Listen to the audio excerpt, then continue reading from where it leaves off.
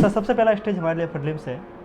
Sir prelims के लिए जैसा कि ज़्यादातर एस्पिरेंट काफ़ी मेहनत करते हैं लेकिन वो प्रीलिम्स में ही फंस जाते हैं, और ये सबसे बड़ी दिक्कत हिंदी माध्यम के एस्पिरेंट के साथ में होती है। पर यूजुअली प्रीलिम्स सबके लिए एक जैसा ही है। सर प्रीलिम्स के लिए आपने ऐसी क्या स्ट्रेटजी फॉलो की, कुछ ऐसे स्पेशल टिप्स जिसके कारण आपका एग्ज़ाम निकला? देखिए, मेरी तैयारी शुरू मैंने 2020 जून में की थी और तब जून 2021 में प्रीलिम्स होना था। पोस्टपोन नहीं, तब किसी को पता नहीं था, तो मेरे पास केवल 1 साल का समय था। तो मैंने वही चीज़ की कि मैंने ज़्यादा किताबों की तरफ में भागा नहीं। मैंने अपने लिमिटेड रिसोर्सेज रखे, जो 4-5 किताबें हर टॉपर से हमने पढ़े हैं कि वो वही पढ़ते थे। जो मैंने एक ऑनलाइन कोचिंग की थी राउज़ IAS में, जो मेरे क्लास नोट्स थे, जो वो बेसिक किताबें हैं, बस उतने तक मैं सीमित रहा। मैंने कभी घर पे लाइब्रेरी बनाने की कोशिश नहीं की, जो मटेरियल मिल रहा है वो ले लूँ कि देख लेंगे, पढ़ लेंगे। उससे आपके ऊपर बिना मतलब का प्रेशर भी आता है। और प्रीलिम्स में एक जैसे ये कहते हैं ना 100 सवाल हैं, 100 सवाल नहीं होते, उसमें करीब 250 के आसपास स्टेटमेंट होते हैं। वो 250 सवाल हैं। तो आपके अगर आपने कम चीज़ें पढ़ी होंगी ना, बार बार पढ़ी होंगी, तो अगर कोई एक स्टेटमेंट आपके पढ़े में से आ जाता है तो आपको 100% पता होता है कि या तो आपको पता है या तो आपको नहीं पता है। तो एग्ज़ाम में आपकी डिसीजन मेकिंग बहुत ईजी हो जाती है। इसलिए मैं सबको ये बोलना चाहूँगा कि भले आपके पास कितना भी समय हो प्रीलिम्स के लिए, आप कम पढ़ें, जितना ज़रूरी है उतना ही पढ़ें, लेकिन उसको इतने बार रिवाइज़ करें कि आपको पता हो कि कौन से पेज पे क्या लिखी हुई थी, आपने कहाँ पे क्या चीज़ें मार्क की थी। ये छोटी छोटी चीज़ें आपको एग्ज़ाम में बहुत हेल्प करती हैं, एलिमिनेशन में, डिसीजन लेने में, क्योंकि आपका नॉलेज बेस आप जितना बढ़ाते जाएंगे उतना कन्फ्यूजन भी क्रिएट होगा। मान लीजिए आपने कोई एक चीज़ खाली एक बार पढ़ी है, अब आप एग्ज़ाम में बैठे हैं और आपको एकदम से लग रहा है हाँ मैंने एक बार पढ़ा है, बट क्योंकि आपने उसको बार बार रिवाइज़ नहीं, आपको याद नहीं है, और क्योंकि एग्ज़ाम में हमको प्रीलिम्स में 20-30 से ज़्यादा सवाल आते नहीं होते हैं, तो आपको ऐसा लगेगा ये सुनी हुई चीज़ें मुझे अटैम्प्ट करना चाहिए। आप अटैम्प्ट करने जाएंगे, हो सकता है वो गलत हो जाए, तो बैकफायर कर जाएगी वो चीज़। इसीलिए आप कम पढ़ें, बट उसको जितना बार पढ़ें, जितना कंसोलिडेट करें, वो आपकी सही स्ट्रैटेजी होगी। और फिर मॉक्स दीजिए। मॉक्स का ऑब्जेक्टिव, जैसे मैं वापस बोलना चाहूँगा, कि नंबर देखना नहीं है कि आपके कितने नंबर आए। मैंने प्रीलिम्स के जस्ट पहले एक मॉक दिया था, मेरे 70 कुछ नंबर आए थे। उसका ऑब्जेक्टिव ये है कि मान लीजिए आपने फंडामेंटल राइट्स पढ़े या DPSP पढ़े, तो ये सब्जेक्ट के सवाल आपसे गलत नहीं होने चाहिए एग्जाम में। जो फैक्चुअल चीज़ें हैं वो रहने दीजिए, उतना उस पर हमको फोकस नहीं करना है, बट जो बेसिक चीज़ें हैं, यहाँ से आपके सवाल अगर गलत हो रहे हैं तो आप वो जाके दोबारा रिवाइज़ करिए। तो मॉक्स का एक तो ये रोल हो गया। फिर UPSC के PYQs, वो आपको बहुत अच्छे से सॉल्व करने हैं। आपको जो क्वेश्चन के ऑप्शंस हैं वो देखेंगे आपकी 2-3 साल बाद वो क्वेश्चन बन जाते हैं, तो उन ऑप्शंस को आप अच्छे से उस पर भी नोट्स बनाइए। मैंने क्या किया था कि मैंने पेपर प्रिंट किया था और मैंने वहीं पे, जैसे हिंदी का साइड था, मैं इंग्लिश में अटेम्प्ट करता था, तो मैं हिंदी के साइड पर नोट्स बना लेता था ऑप्शंस के। तो और फिर आप उसको रिवाइज़ करिए। जैसे जो एनिमल्स पहले आ चुके हैं, जो नेशनल पार्क्स पहले आ चुके हैं ऑप्शंस में, उनको आप अच्छे से उनके बारे में आप इन्फॉर्मेशन कलेक्ट करिए, क्योंकि UPSC बाद में उन पर सवाल बना देता है। तो आप ऐसे अगर थोड़ा स्मार्ट तरीके से करेंगे तो आपके चांसेस बेटर हो जाएंगे प्रीलिम्स क्वालिफाई करने के। इंटरप्शन के लिए माफ़ी चाहूँगा दोस्तों। वीडियो को आगे बढ़ाऊँ उससे पहले मैं आपको जानकारी शेयर करना चाहूँगा UPSC वाला के बारे में। UPSC वाला जो कि PW की ही एक कोचिंग है, डेफिनेटली आप अलग पांडे सर को जानते होंगे। UPSC वाला रेकमेंड करने के पीछे एक सबसे बड़ा कारण है, वो है इसकी फीस स्ट्रक्चर। अगर आप UPSC के लिए तैयारी कर रहे हैं तो ये आपको कंप्लीट 9,999 रुपये, करीब 10,000 रुपये के अंदर आपको कंप्लीट UPSC की तैयारी करवाएंगे, वो भी इंडिया के बेस्ट फैकल्टी के माध्यम से। दूसरा कारण ये भी है कि इन्होंने 2024 के लिए अपने न्यू बैच फिर से लॉन्च कर दिए हैं, संकल्प 4.0 और टाइटन 4.0 के नाम से। सो अगर आप हिंदी मीडियम और इंग्लिश मीडियम दोनों से हैं तो दोनों के लिए आपको अलग अलग बैच देखने को मिल जाएंगे। वैसे इनकी फीस काफ़ी ज़्यादा एफोर्डेबल है। इस फीस को भी आप और ज़्यादा कम कर सकते हैं अगर आप मेरा कोड एस्पिरेंट10 यूज़ करते हैं तो। वैसे आप हमारा कोड यूज़ करते हैं तो आपको हमारी तरफ से करीब 2,000 रुपीज़ का डिस्काउंट देखने को मिल जाएगा। 2,000 काफ़ी बड़ा अमाउंट होता है, एक लिमिटेड टाइम के लिए ऑफर है, तो डेफिनेटली इसका फ़ायदा उठाएगा। अगर आप ज्वाइन करने वाले थे तो आप अभी ज्वाइन करेंगे तो आपको काफ़ी फ़ायदा होगा, बाद में शायद आपको डिस्काउंट मिले या ना मिले। डिस्क्रिप्शन में लिंक है, जाके विजिट जरूर कीजिएगा। इन सब के अलावा इन्होंने अभी ऑल इंडिया लेवल के फ्री मॉक टेस्ट को शुरू किया है, सो आप जाके इनके मॉक टेस्ट भी दे सकते हैं। डिस्क्रिप्शन में लिंक है, जाके विजिट कीजिएगा।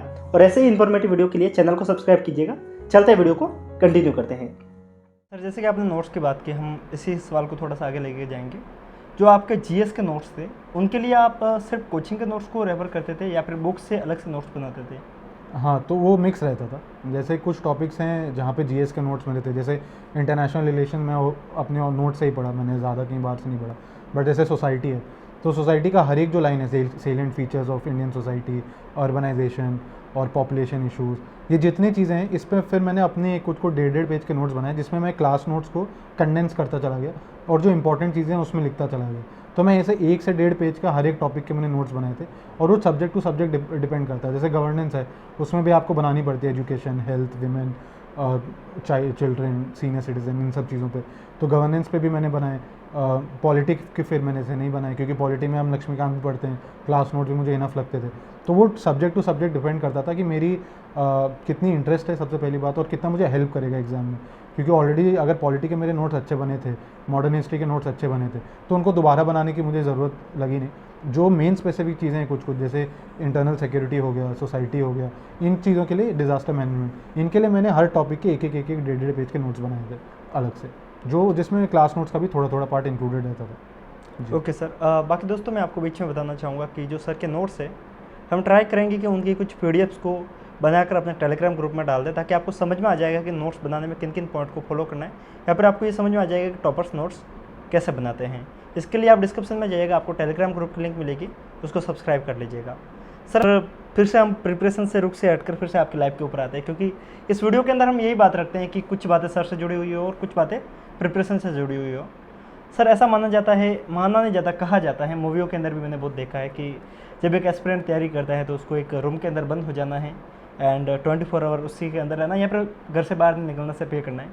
मैं आपसे सवाल करना चाहूँगा कि आपकी लाइफ भी कुछ ऐसी ही थी, या फिर आप सोशल मीडिया से, या फिर कभी मूवी देखते थे, कभी थिएटर जाते थे? नहीं, मैं वैसा पढ़ ही नहीं सकता था, क्योंकि अगर आप दिन में 8-10 घंटा पढ़ रहे हैं तो आपको कहीं ना कहीं वो जो एक प्रेशर है, एक एंग्जाइटी है इस एग्ज़ाम का, उसको भी आपको रिलीज़ करना है।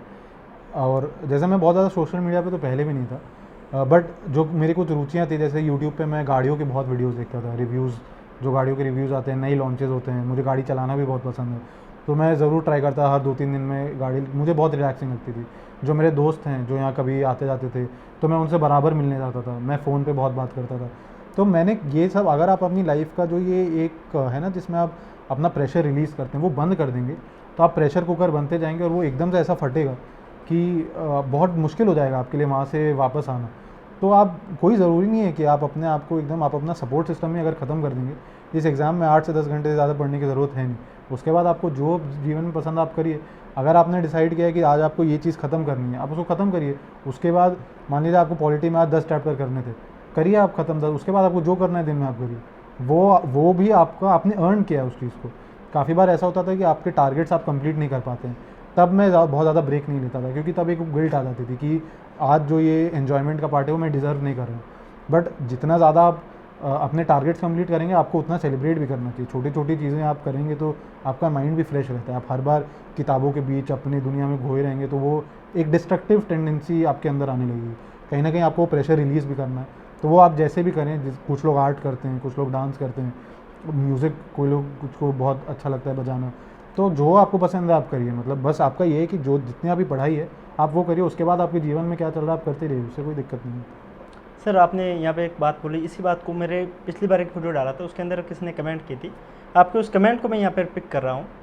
जैसा कि सर आपने बोला कि 8 से 9 घंटे पढ़ाई के अंदर भी यूपीएससी क्लियर किया जा सकता है, लेकिन एक कमेंट कुछ ऐसी आई थी कि हम 11 घंटे पढ़ते हैं, फिर भी हमारे से कांस्टेबल का एग्जाम नहीं निकल रहा है, तो 8 घंटे में कैसे यूपीएससी निकाला जाता है? क्योंकि इसके अंदर जो इफेक्टिव पढ़ने का जो तरीका है, उसके अंदर आप क्या फॉलो करते थे? क्या ऐसा तरीका है इफेक्टिव पढ़ने का? हाँ, मतलब ये कुछ लोगों के साथ दिक्कत होती है, और एक्चुअली दिक्कत ये हो जाती है कि वो मेहनत बहुत कर रहे हैं, बट शायद जिस चीज़ में मेहनत करनी है वो नहीं कर रहे।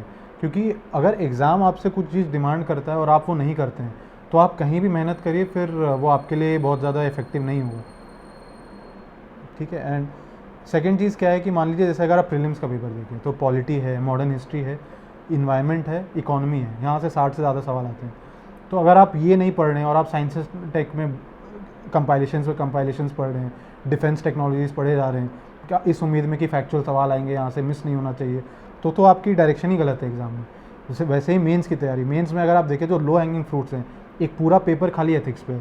अगर आप GS 1 देखें तो वहाँ 5 से 6 सब्जेक्ट है 250 नंबर में, और यहाँ खाली एक सब्जेक्ट है 250 नंबर में, जहाँ पे मार्क्स का वेरिएशन भी बहुत है। तो आपको एथिक्स की तैयारी करें, इंटरनल सिक्योरिटी है, डिजास्टर मैनेजमेंट, जो लो हैंगिंग फ्रूट्स हैं, यहाँ से नंबर आप खींच सकते हैं। और आप पढ़े जा रहे हैं, मान लीजिए मॉडर्न हिस्ट्री आप बहुत ज़्यादा पढ़ रहे हैं, या एंशिएंट मिडीवल आप बहुत पढ़ रहे हैं, जहाँ से आपको पता है ऐसे भी मार्क्स थोड़े कम रहते हैं GS 1, 2, 3 में। तो आई थिंक अगर आप अपनी मेहनत सही दिशा में करेंगे तब उसका फल आपको मिलेगा। अगर आप गलत दिशा में मेहनत करते जाएंगे तो फिर तो आप कितनी भी मेहनत कर लीजिए, वो आई थिंक अगेन उसका फल आपको नहीं मिलेगा। तो सही दिशा होना ज़रूरी है। जी दोस्तों, मैं